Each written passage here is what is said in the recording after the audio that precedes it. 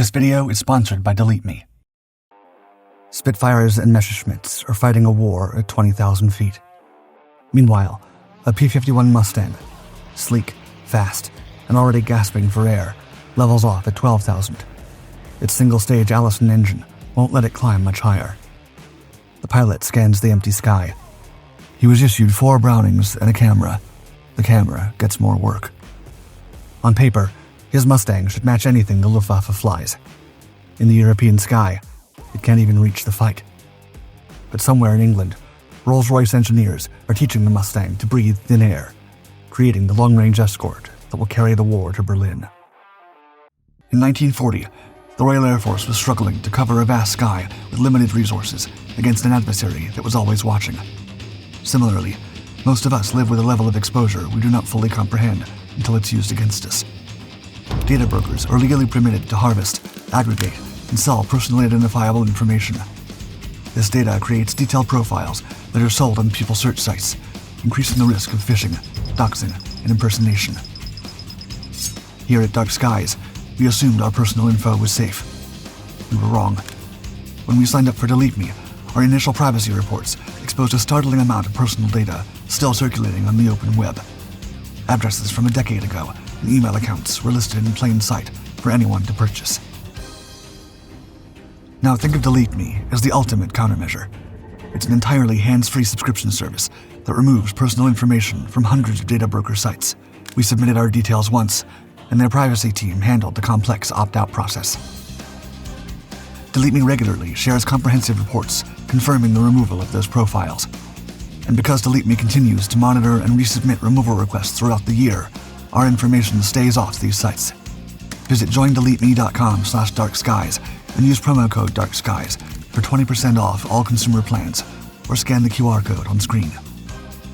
Embrace Delete Me to help you reduce your exposure in an increasingly visible world.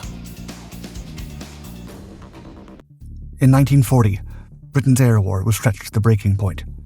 The Luftwaffe had battered its cities, and the Royal Air Force was struggling to keep squadrons in the air. They needed fighters in bulk, and they needed them fast. 2 years earlier, the British government had already prepared for this possibility. A purchasing commission was established in the United States under the direction of Sir Henry Self. His job was to oversee RAF production, research, and development, while also securing aircraft from American manufacturers. At the time, though, the choices were slim. Most U.S. aircraft weren't built to European standards. The only design that came close was the Curtiss P-40 Tomahawk. Britain bought what it could, but the Curtiss plant was running at full tilt and couldn't keep up with demand. The RAF needed hundreds more fighters, and Curtiss simply didn't have the capacity to build them in time. That prompted Self to explore other options. One of them was North American Aviation. The company was best known for its T-6 Texan trainer, which was already flying in RAF colors as the Harvard, but it wasn't engaged in large-scale production. James Dutch Kindleberger, North American's president, even approached Self about selling a new medium bomber, the B-25 Mitchell. Self wasn't interested in the bomber. What he wanted was more P-40s. He asked North American could produce the fighter under a license from Curtiss. Kindleberger's response was bold. Instead of building someone else's design, he claimed his company could do better. Using the same Allison V-1710 engine as the P-40, he promised they could build a new fighter that would outperform the Curtiss machine. And he said that they could have it in the air sooner than it would take to set up P-40 production lines. From January to April 1940, North American engineer John Atwood spent much of his time at the British Purchasing Commission's New York office. Working alongside British engineers, he sketched ideas and discussed what a new fighter might look like. Self, however, was cautious. North American had never designed a fighter, and he insisted they study existing work before moving too far.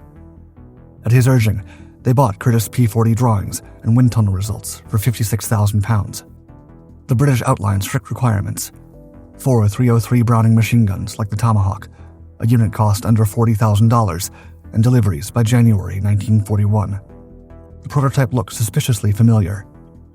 Its radiator scoop and wing profile echoed the Curtiss XP-46, a P-40 successor that never left testing. Curtiss engineers accused North American of copying, but because the Mustang had been designed from scratch under a British contract, The dispute fizzled into grumbling. Still, Curtis's earlier work gave North American valuable wind tunnel data, performance figures, and a reference point that helped accelerate the Mustang's design.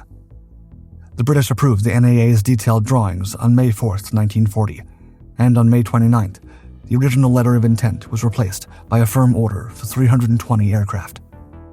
With the contract secured, North American's team, led by Edgar Schmood, set to work on the prototype, the NA-73X, incorporating several new features aimed at better performance. Its laminar flow wings reduced drag, and the radiator was moved aft to cut fuselage drag and generate thrust via the Meredith effect, a phenomenon in which heated air from the radiator was expelled so quickly it actually helped push the aircraft forward. Without a large tunnel of their own, North American tested these features at Caltech's Galsett facility. The fuselage was mathematically lofted for smooth lines, and the airframe was split into 5 sections for faster production, each pre-fitted with wiring and piping. Rolled out on September 9, 1940, the prototype took to the air for the first time on October 26th, with test pilot Vance Breeze at the controls, only 149 days after the design had been approved. It reached 322 miles per hour while cruising at 15,000 feet, faster than expected. The British paid cash up front in 1940, under U.S. neutrality rules before the Lend-Lease system existed. What they received was a fighter with a huge fuel load and respectable firepower, 4 .30-caliber Brownings in the wings and 2 50s firing through the propeller arc. Its semi-monocoque duralumin fuselage gave it sleek lines and strength. The RAF gave it a proper name, Mustang, in keeping with their habit of christening American fighters after animals. Mustangs entered RAF service in 1941 to promising reviews. Pilots liked its speed and agility at low level, especially for reconnaissance and ground attack sorties. Still, as the war in Europe shifted upward, doubts grew. The real test came in April 1942, when the Air Fighting Development Unit pushed the Allison Mustang to higher altitudes. Below 15,000 feet, it was blisteringly fast, about 30 miles per hour quicker than the Spitfire Mark 5C, despite the Spitfire's Merlin engine. At 15,000 feet, the gap widened to 35 miles per hour. Compared to the Curtiss P-40, which used the same Allison V-1710 power plant, the Mustang was in another league, gaining a consistent 30-mile-per-hour edge at most altitudes thanks to its cleaner aerodynamics. Above 18,000 feet, the shine wore off. The Allison single-stage supercharger couldn't keep up. At 20,000 feet, top speed sagged to 357 miles per hour, slower than both the Spitfire Mark V and the Messerschmitt Bf-109F. Climb also collapsed, taking 11 minutes to reach 20,000 feet, compared to 7 for the Spitfire. For European skies, the Mustang was fatally limited. On the ground, many RAF pilots in 1942 found it a handful. The long nose blocked forward vision while taxiing, forcing them to weave in slow S-turns just to see the runway ahead. The moment the throttle opened, the big Allison engine and broad propeller yanked the Mustang hard to the left. A slip on the rudder, and it could ground loop in an instant, wrecking gear or plowing into the grass. Landing wasn't much kinder. Too much speed, and the Mustang bounced high into the air. Too little, and it dropped hard, punishing sloppy technique.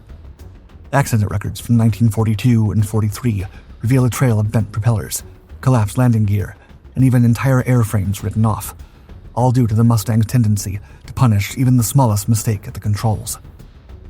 Yet despite the hazards, the RAF pressed ahead, and in January 1942, No. 26 Squadron became the first to put the Mustang Mark I into operational service. Rather than dueling Bf-109s, the Mustangs were assigned to the Army Cooperation Command, where their speed at low altitude made them ideal for reconnaissance and ground attack. They roared across France, photographing airfields and troop movements while strafing trains, convoys, and radar sites. The Mustang's combat debut came on May 10, 1942, when 26 Squadron launched a tactical reconnaissance near Bec-sur-Mer. Flying low over the channel, the fighters skimmed the waves with cameras mounted in their wings, ready to capture German defenses. Flak opened up from the coast, black bursts clawing at the low-flying aircraft. The Mustangs evaded at speed, hugging the contours of the French countryside before racing back across the channel. Their film revealed belts of barbed wire, bunkers, and gun emplacements, intelligence that the planners in London urgently needed.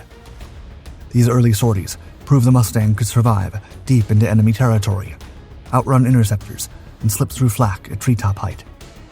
Within months, these same aircraft would trade their cameras for guns, striking at trains, convoys, and strongpoints. As dawn broke over the French coast on August 19, 1942, Operation Jubilee, better known as the Dieppe Raid, was underway. More than 1,000 Allied aircraft crowded the skies in one of the largest air battles yet seen. But among the Spitfires and Hurricanes were a handful of sleek newcomers, Mustang Mark I's of the Royal Canadian Air Force's No. 414 Squadron. Flying Officer Hollis Holly Hills and his wingman, Freddie Clark, lifted off before sunrise on a reconnaissance sweep. The Mustang's mission was simply to gather information, given its long legs and speed, which made it perfect for spotting German reinforcements moving toward the beaches. Painted with bright yellow wing bands for quick identification, Hill's fighter knifed through the Channel haze. South of Dieppe, he scanned the roads when movement above the cliffs caught his eye. FW-190s patrolling the battlefield. Without hesitation, he rammed the throttle forward. The Mustang surged, its engine snarling, as Hills dropped low over the French fields to build speed. Through the reflector sight, a single FW-190 swelled in view, the black cross on its tail stark against the haze. Hills steadied his hand and pressed the trigger. The Mustang's mixed battery, 4 50 caliber Brownings and 4 30 calibers spread between nose and wings, erupted in unison. Tracer streams slashed across the sky. The rounds tore into the German's fuselage, smoke boiling from the engine cowling. The FW-190 tried to roll clear, but Hills stayed tight and rigged it again. This time, the hit was decisive. The fighter staggered, dropped its nose, and spiraled away, trailing smoke until it smashed into the French countryside below. Hills pulled up, heart hammering. The first Mustang achieved its first combat victory. Meanwhile, Clark was less fortunate. His Mustang took hits in the running fight, and he was forced to bail out over the channel. Rescued later by a British launch, he survived, but his Mustang was gone. Losses like this highlighted where the Mustang fell short. With its Allison engine, pilots were vulnerable once they crossed into occupied Europe. The RAF needed more from the airframe. To find out what could be done, Wing Commander Ian Campbell Ord had Rolls-Royce test pilot Ronald Harker fly the Mustang. Harker judged the airframe to be first-rate, but held back by its engine. His solution was obvious: fit the Mustang with the Merlin 61, then powering the new Spitfire Mark 9. Within 48 hours, Rolls-Royce had authorization to begin, with parallel efforts soon arranged in the US using Packard-built Merlins. At Hucknall, the company's experimental shop, mechanics set to work grafting the two-stage, two-speed supercharged Merlin into the Mustang's frame. Cooling lines were rerouted, engine mounts re-engineered, and cowlings reshaped. By late October 1942, the prototype, designated Mustang X, was ready to fly. Test pilot Ronald Shepard climbed into the cockpit, throttled forward, and felt the aircraft surge. At 20,000 feet, the Mustang now leapt past 420 miles per hour, faster than the Spitfire Mark 9, faster even than the vaunted Bf-109G. Climb rate surged, the surface ceiling rose, and the Mustang's former weakness at high altitude had been turned into a strength. The British urged a permanent swap. With its efficient two-stage supercharger, the 1,300 horsepower Merlin delivered everything the Allison lacked: better power to weight, superior fuel economy, and commanding strength above 15,000 feet. North American engineers moved quickly to accommodate the revised Mustang. They modified the airframe to fit the new engine, added a 4-blade propeller, and strengthened the radiator system to withstand combat punishment. Armament was also upgraded, replacing earlier cannon fits with 6 hard-hitting 50 caliber Brownings. With the rollout of the P-51B in November 1942, the Mustang's top speed climbed to 440 miles per hour and its service ceiling to 30,000 feet. It was suddenly outclassing Axis fighters across the board. Then came its hidden ace: range. With internal tanks holding 425 gallons, the Merlin Mustang could travel up to 1,080 miles, nearly double that with drop tanks.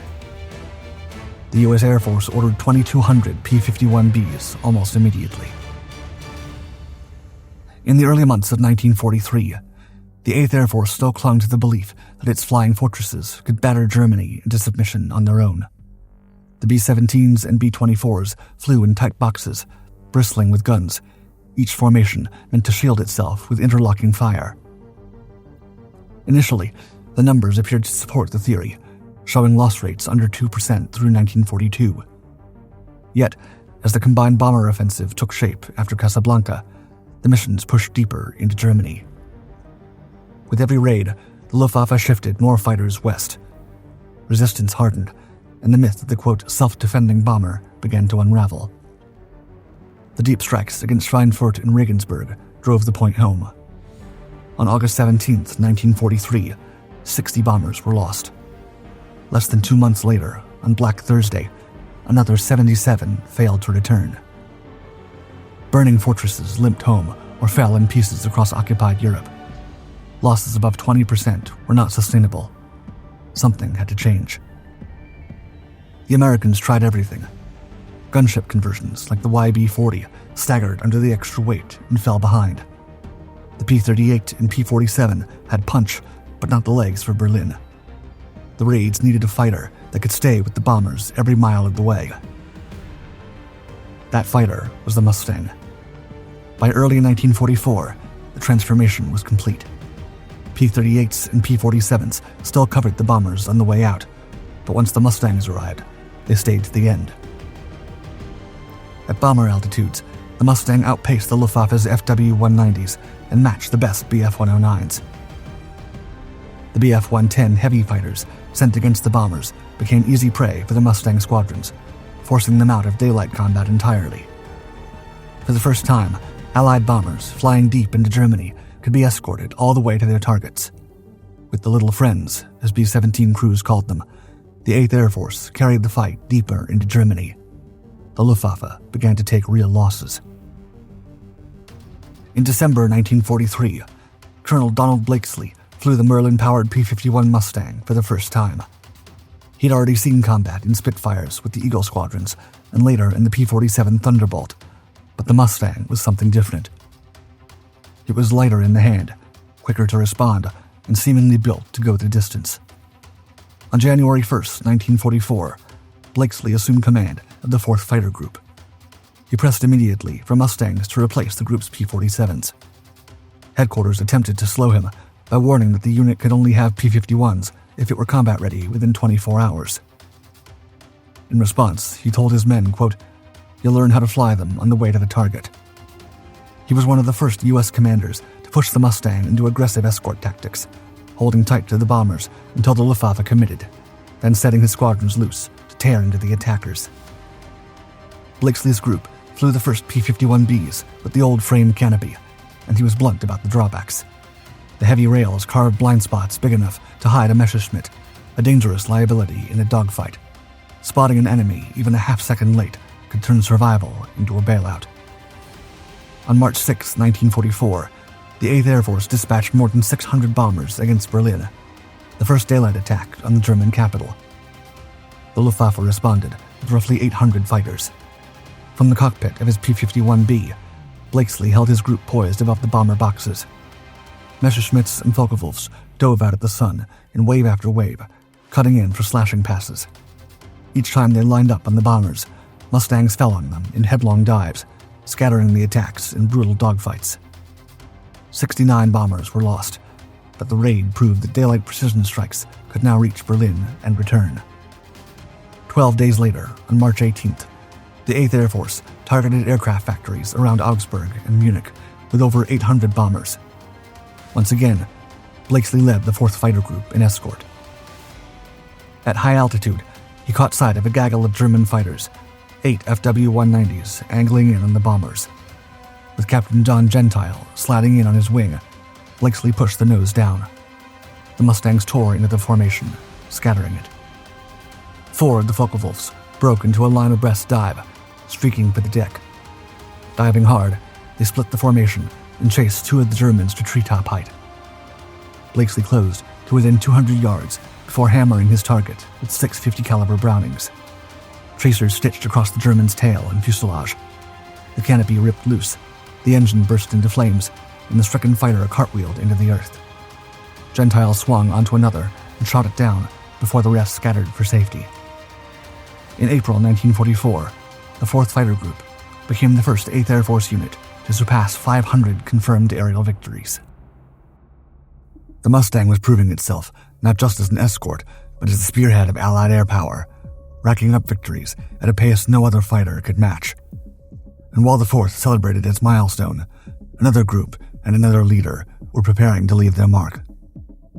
By the summer of 1944, Hubert Hub Zemke was already a legend in the 8th Air Force.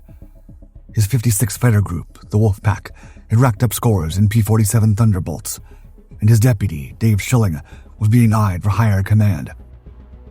When the 479th Fighter Group lost its leader, Kyle Riddle, after being shot down on a low-level strafing run on August 10th, 8th Fighter Command asked Zemke to send Schilling over to take charge.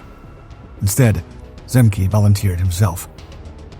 The 479th was the newest, least experienced group in the 8th. Flying P-38 Lightning since D-Day, they'd already lost 30 men in just 75 days of combat, and now they were slated to convert to the Mustang. Zemke had watched the P-51 transform the war. If he wanted to fight in one, this was his chance. Schilling stayed behind to lead the Wolfpack, while Zemke took the rein to the struggling 479th. Within weeks, he was flying the Mustang in combat. In September 1944, the Messerschmitt Me-262 jet, the world's first operational fighter of its kind, streaked into view over Germany. Faster than anything the Americans had ever faced, it slashed through the bomber stream, climbing and diving with impossible speed. Zemke shoved his Mustang into pursuit, waiting for the brief instant when the jet's momentum betrayed it. For a heartbeat, the 262 flashed across his gun sight. Zemke fired a single burst. Rounds hammered into the German jet, tearing panels from its fuselage. Smoke gushed from its cowling as the jet dived away into cloud, damaged but not destroyed. The victory went down as a probable, among the earliest tallied against the Me-262. Over the next 2 months, Zemke scored 2.5 victories with the 479th. On August 30th, while leading a mission through heavy turbulence, his Mustang's wing tore away. Zemke bailed out over enemy territory and was captured, ending a combat career of 154 missions. The early P-51B and C came with a framed birdcage canopy that chopped a pilot's view into narrow slits. Checking your 6 o'clock meant twisting against steel ribs, praying you didn't miss the black cross of a Messerschmitt diving out of the sun. In a war where surprise could decide the fight, that blind spot was a crippling liability. British engineers at R. Malcolm and Company devised a new type of canopy for their Spitfires in 1943, experimenting with blown plexiglass panels that bulged outward instead of lying flat against the frame. By eliminating much of the heavy framework and curving the transparent material, a pilot's view expanded in every direction. When adapted to the Mustang, this Malcolm hood changed the fighter's cockpit from a cramped birdcage into a glass bubble. RAF Mustang 3s were the first to fly with the new canopy in late 1943, and the difference was dramatic. Suddenly, the blind spot that had haunted P-51B and C pilots was gone. With a quick glance over the shoulder, a Mustang driver could now catch the glint of an enemy aircraft before it struck. The advantage was so evident that by early 1944, combat units clamored for the retrofit.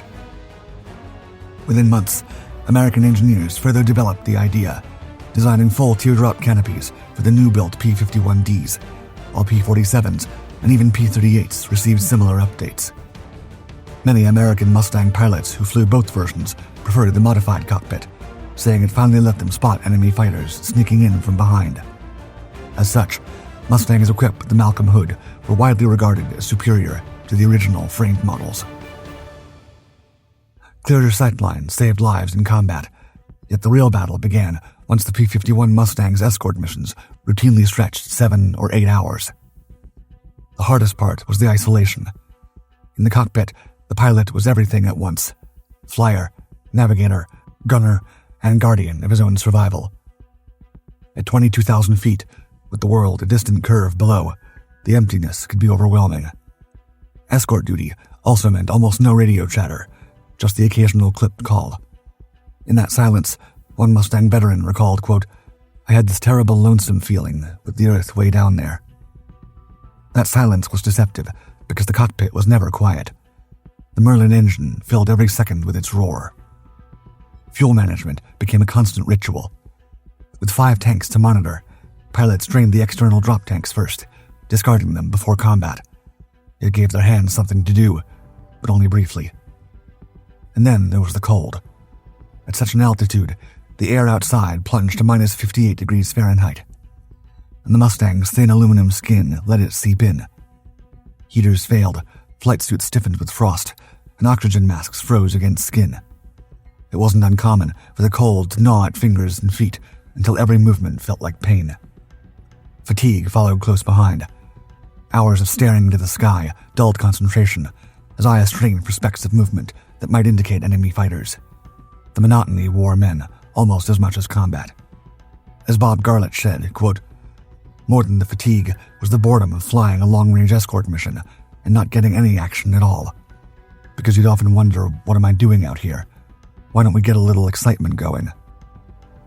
Then the silence was shattered. A sharp warning cut through the radio, describing enemy fighters diving on the bombers. In an instant, the Mustangs peeled away and plunged into the fight. In the final months of the war, Mustangs were pulled from the skies to provide close support, tasked with the gritty and perilous job of breaking up tanks and destroying ground targets. By late 1944, the Luftwaffe was a shadow of its former self, but Germany's ground forces still bristled with danger. Tiger tanks blocked crossroads, Panzer columns rushed to plug gaps, and artillery batteries pounded advancing Allied troops. To break these defenses, commanders sent Mustangs down from the high skies into low-level attack runs. Pilots strapped bombs under the wings, usually 500-pounders, sometimes bigger. Others carried unguided rockets. They came in at treetop height, close enough to see tank commanders peering from their hatches. Their Merlin engines thundered, while 650 caliber machine guns shredded convoys, blasting trucks and fuel carriers apart. Pilots dropped their bombs with only seconds to spare and yanked the stick back through the smoke as rockets slammed into armored columns below. The heaviest tanks were difficult to destroy outright, but the vehicles that kept them moving were far more vulnerable. Choking supply lines could cripple an armored division as surely as destroying its lead vehicles. Risks, though, were immense. Flak belts of 20 and 37mm guns lined every road and railway, filling the sky with shells exactly where Mustangs were certain to appear. Camouflage batteries waited in barns or tree lines, engines already trained on approach routes. At treetop level, the sky had been mapped and measured by German crews who knew precisely where to aim. Heavy guns were pre-sighted, throwing up curtains of fire that no pilot could avoid. Losses mounted, with some squadrons burying men after nearly every mission, yet the toll they took on the enemy was staggering. Supply convoys went up in flames. Artillery positions were smashed to silence, and roads clogged with the twisted remains of shattered armor. Appearing in over 213,000 missions, the Mustangs claimed 5,000 German aircraft in the air and another 4,000 on the ground, half the victories of all U.S. fighter units combined. Losses were just 2,500, remarkably light compared to the devastation they inflicted. Desperate, Germany threw jets and rocket fighters into the sky. They were faster, yes, but too few, too fragile, and too late. Mustang squadrons waited near airfields, pounced as the jets climbed out heavy with fuel, and caught them again when they came back low and vulnerable. Even in the air, numbers and endurance tilted every fight toward the Americans, until the wonder weapons fell smoking from the sky. The Reich's dream of air superiority was over. Even Hermann Göring admitted it, later confessing, quote, "The day I saw Mustangs over Berlin, I knew the jig was up." Our thanks to Delete Me. Keep your private details out of the hands of data brokers and reduce your risk of digital intrusion. Visit joindeleteme.com/darkskies and use promo code DARKSKIES for 20% off all consumer plans, or scan the QR code on screen.